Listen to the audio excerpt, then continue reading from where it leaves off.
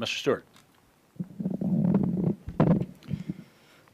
Thank you, Madam Secretary. Again, I appreciate, like other members, the call. We had the opportunity to talk last week. I suspect you may not look forward to these hearings as much as maybe we look forward to them. I thought you were going to say as much as like hiking in Utah, for example.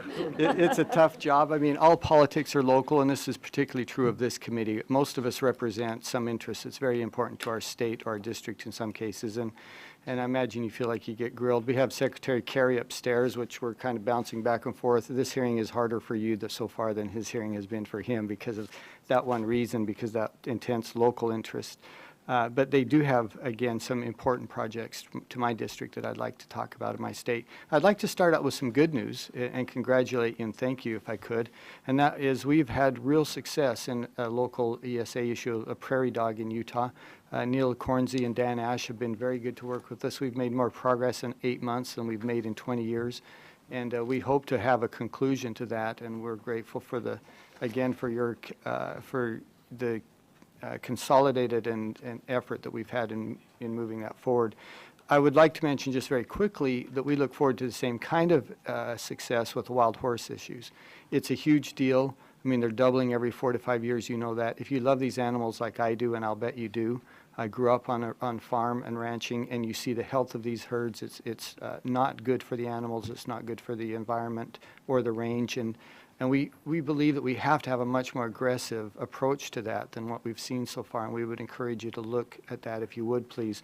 A 10 to 12-year plan just simply won't work when these horses, as I said, their herds are doubling every 4 to 5 years.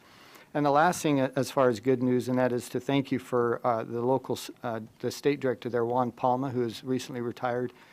He has been excellent. He understands the people, the culture. He understands the issues. And I hope that your replacement for him will be nearly as good because he's been, again, a real advocate that we felt like we could work with. So now the bad news, if you would. Keep going. Good news and bad news. And I'll mention these quickly and ask you to respond. I know some of you may be able to, maybe not. One of them is a real concern for us, and that's BLM law enforcement and some strife that we have with local personnel, especially the state director. He doesn't answer, the state law enforcement director, who has no accountability to the state BLM director. And I will just tell you, he's lost the trust of local law enforcement. He's lost the trust of community leaders and of communities in general. And I don't know how you fix that. I just think we have to make a change. I don't know if you are aware of this before, and I don't want to go into any more than this, but we would ask you to look at that if you haven't. Are you familiar with this issue there? I am familiar, and I'll say that, you know, I'm not going to get into personnel matters here. I understand, yeah. But yes, I'm familiar. Okay, thank you. And again, we would ask for your consideration on that. The second thing would be a problem we have with energy development, which I know it's not the first time it's come up in this hearing. We have specific examples, coal mines in my district in the state, as well as some oil and gas. But the problem we see is that they'll go through the EIS or the NEPA process. They'll make good progress. As I said, we have a good team and a good coalition between those teams on the state level.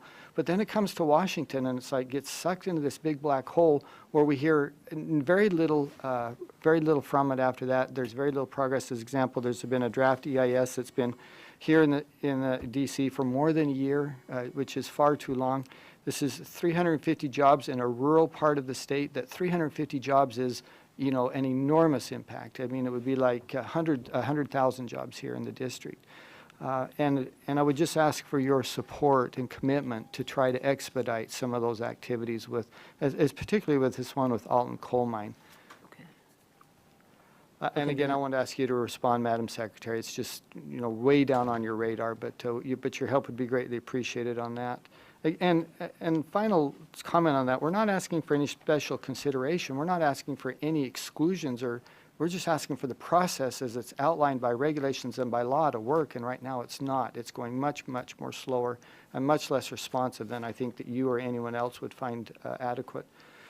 And the last thing, and then I'll be finished, Mr. Chairman, and that is the Central Utah Water Project. The federal government actually owes my state $48 million. The funding on this got cut from $36 million a year to $6 million, which allows us to do nothing other than just to keep the contractors on hold, Do you know why this funding was cut so dramatically for the state of Utah for this project? And can we hope that that will be replaced in the next year? So I'm going to let Mike answer that last question first, and I'd like to make a quick comment on some of the other stuff. Yes, if that's please. all right, because Mike's been very intimately familiar with CUPCA. When we had our cutbacks in the budget around 2012, 13, we really ratcheted back on the Central Utah project under the theory that projects of which particularly we were paying for and getting repayment from, or where we thought there was, or we were cost sharing a certain percentage of the costs, and local entities were coming up with the balance, were a lower priority than other obligations that we had. So I think you very much remember we cut back to, I think, $3.5 million a couple years ago. And then since that time, that has sparked. So we're trying to build that back up, because I think there were some very productive discussions with the Conservancy District out there.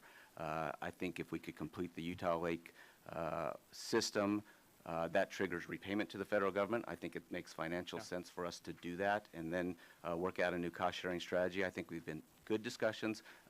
It's something I want to continue to work on during the next couple of years, because I think it makes sense for everybody if we can bump back some funding. And if I could just reiterate that, because that's absolutely true. You took my words exactly. This is in everyone's interest to have this project complete. The federal government, the state repays this substantial amount of money. We're all interested in conserving water, especially in the West, especially now under drought conditions. There are positive environmental outcomes that come from this as well. So, but we can't do it with the funding that's provided in the last few years. Yes. And Madam Secretary, did you want to respond to some other? Yeah, just quickly. On the energy development side, because you got this to us in advance, we did a little bit of background research.